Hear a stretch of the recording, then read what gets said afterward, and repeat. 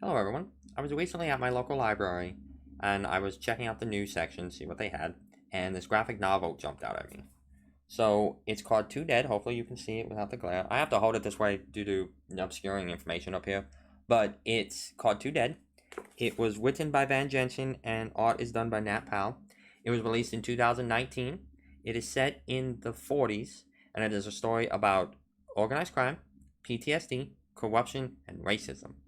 So we follow four separate points of view. We follow Gideon Kemp. He is a war hero, lawyer turned police officer. Abraham Bailey, who is a shoot first, ask questions later veteran of the force. Yasu, who I'm probably pronouncing wrong. Davis, he is a rising star within the mafia. We also follow his brother Jacob Davis, who is the chief of a local militia in Little Rock. So Little Rock is where the story takes place, and during this time period, the town is divided into white side and black side. So, when a crime is committed in the black part of town, the white cops do not investigate it. So that's where Jacob's militia comes in. They are a volunteer-based, unarmed group that investigates crimes that the white cops will not. The story starts with a flashback to Germany in 1944. Kemp and another soldier are on patrol when they hear an enemy approach. They open fire and immediately discover it was a friendly. He shot a friendly soldier that was just leaving the camp to pee. The book jumps forward to 1946 and we are introduced properly to Gideon and his wife Mary. So Gideon is tasked personally by the mayor to root out the corruption within the police force. Mainly, the biggest issue that the mayor has is the violent and short-fused chief of detectives. That's Abraham Bailey. They are soon called to investigate gunshots from a hidden gambling den. It's here we are introduced to the other two characters that I mentioned, Yasu and Jacob. The gunshots came from a patron who is furious that he is losing at cards, so he wants his money back. Yasu tries to disarm him but can't, and soon the police arrive. Gideon attempts to de-escalate the situation by calming the man down, but Abraham just shoots the man. Kemp is understandably upset at this unwarranted act of violence, but Bailey argues that they are fighting an infection and that it requires a strong hand to cut it out. As Bailey slinks off into the darkness, we are introduced to his partner, or rather his ghost of his partner.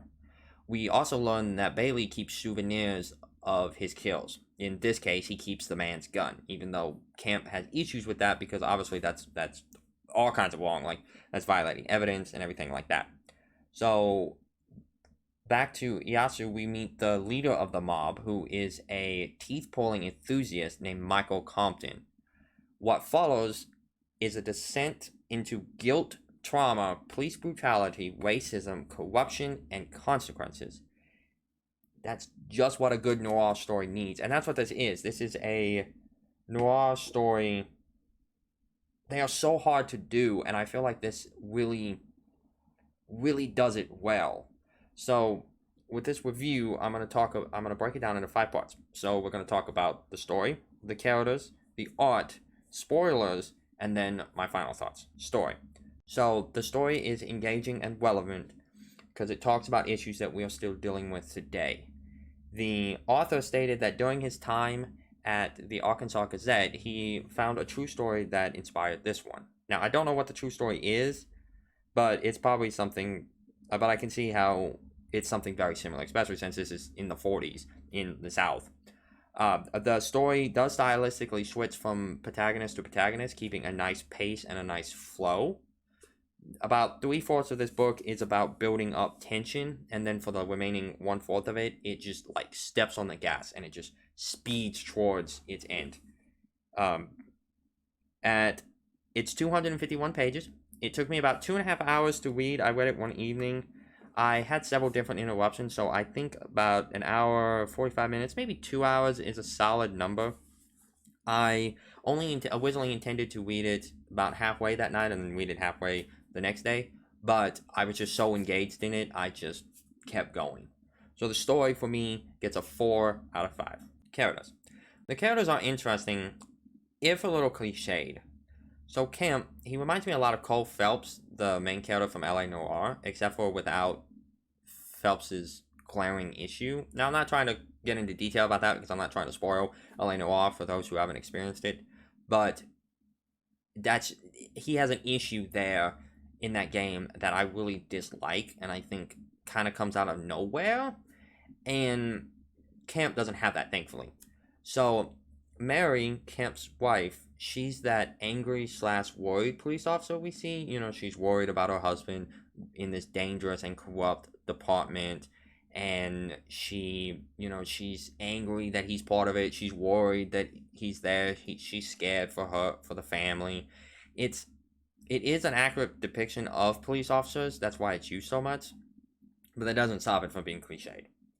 Now, the Wyatt Earp wannabe, Aaron Bailey, he's that jaded and grizzled officer, the one who's a loose cannon, who doesn't play by the rules. You know, the ones that Clint Eastwood would play, someone that we'd see in like the 80s.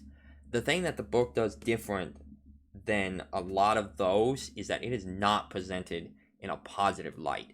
It is presented very much as the negative, that this is not how officers should be. This is not how officers should behave. This is just not, that's just not how they should be. And that's a nice distinction from that trope, and also the big driving point of the story. The Davis brothers allows us to see this world through the eyes of a pair of black men. That no matter what they do, how they act, from being part of the war and fighting the Nazis to just driving a car, that the skin color defines who they are, and it's how everyone reacts to them. Jacob tries his best to fight the injustice to create a better future, while Yasu, he accepts the reality and tries to make the best of what they're given.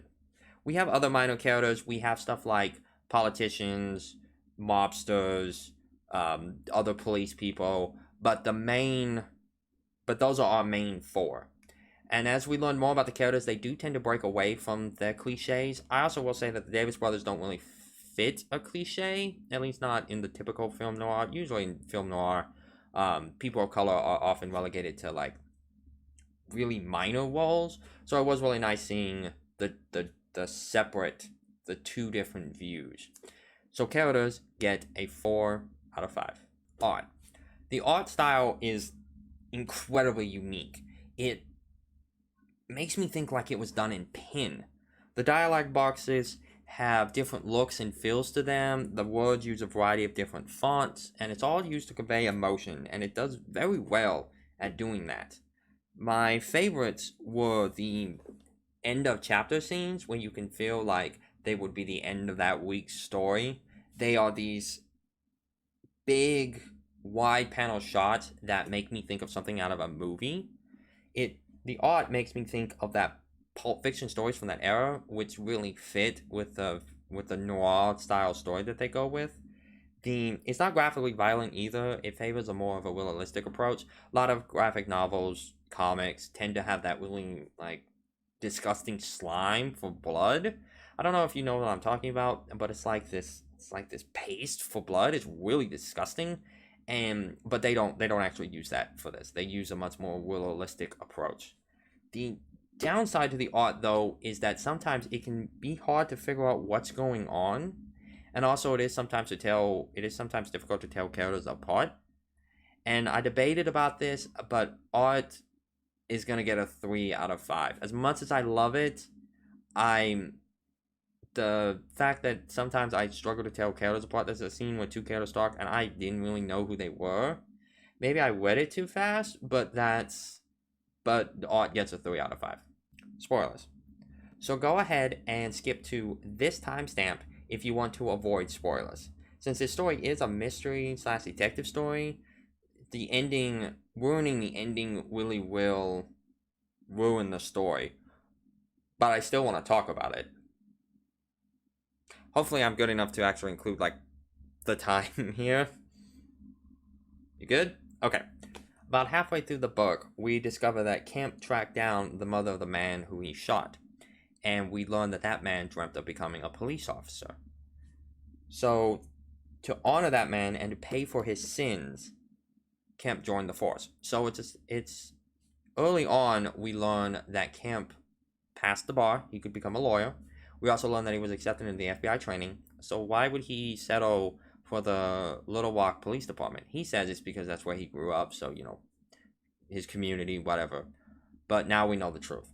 Thanks to his wife's support, though, he starts carrying a loaded gun. So up until this point, he had pulled a gun before, but he's never fired it, and that's because he's never put any ammo in it. He can't kill another person because of what he did during the war. So, back with Yasu, he has worked his way through the mafia, becoming a nightclub owner. He's had some run-ins with Bailey and Kemp at this point, but for the most part, the mob likes him, and they trust him. And he even convinces the members of Jacob's Melissa to join him, and to join the mafia. So Jacob, after an encounter with Kemp and Bailey, agrees to go undercover and serve as a mole. He gets assigned as a driver by the mafia, because the mafia doesn't exactly trust him, because he's by the books, obey the law, and now all of a sudden he wants to join the mob. So they're really suspicious of him. So for this, there's a lot of information in the spoiler section, so I'm going to rely more on my notes than I have been trying to in this video. So Jacob is eventually able to tell Bailey and Kemp where the mob boss goes to get a haircut, to get a shave, and they get the drop on him. Now Bailey intends to fake a resisting arrest situation and shoot the mob boss, but Kemp will not go along with that. So instead, he just ends up in the hospital. So the mob now knows that someone has to be the mole. It can't be the top two bosses. They're not going to betray each other. So that leaves the Davis brothers. Now they're fine with Yasu because he's worked his way up. He's on their trust. They're okay with him, but they're not with Jacob.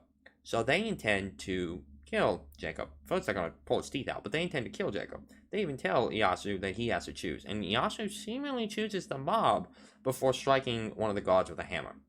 After they knock the mob boss off, they tie him up and call the police. Throughout this entire story, Michael Compton, the few times that we do focus on him, Michael Compton has been pulling teeth out of people that he kills and keeping them in jars in a pantry. So that's a lot of evidence.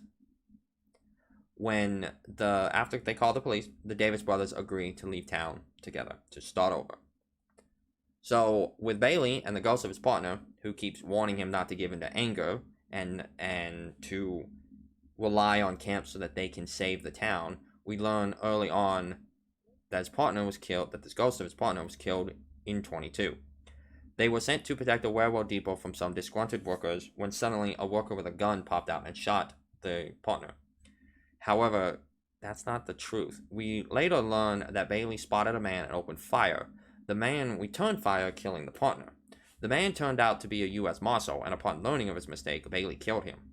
When Bailey returned to his partner, he found him dying, and his last words were, "You killed me." And those words have haunted Bailey. Bailey even says at one point that he keeps trophies so that ghosts won't come back and haunt him.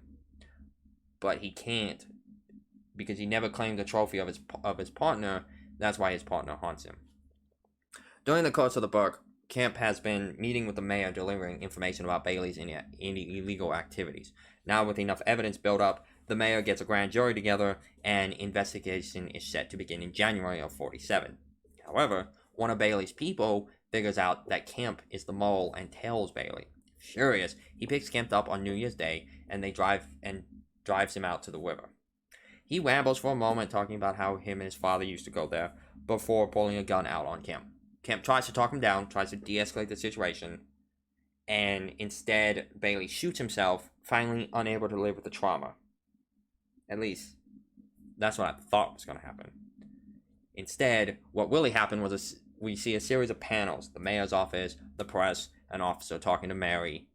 Bailey shot Kemp before shooting himself. You see, Kemp was haunted by his actions during the war, haunted by shooting that man, that even when fronted with Bailey, who had every intention of killing him, and he knew he was going to kill him, he couldn't do it. He could not bring himself to take another life.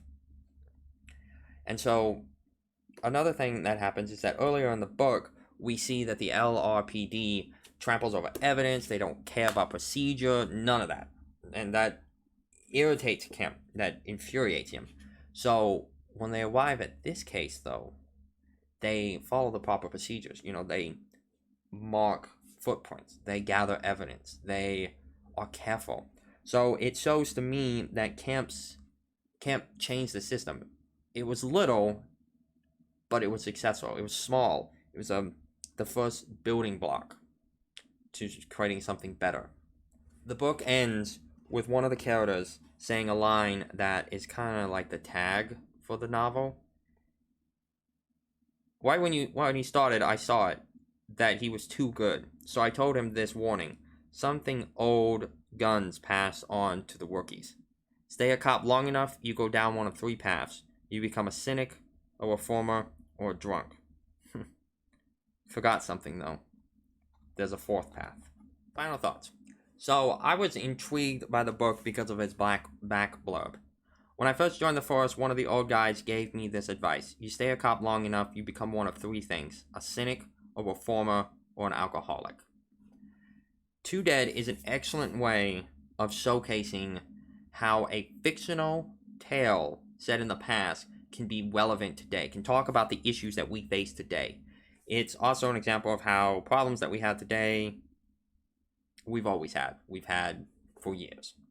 But that's not what this is. This book isn't preachy. It's not overly violent. It doesn't beat your face in with like some type of message.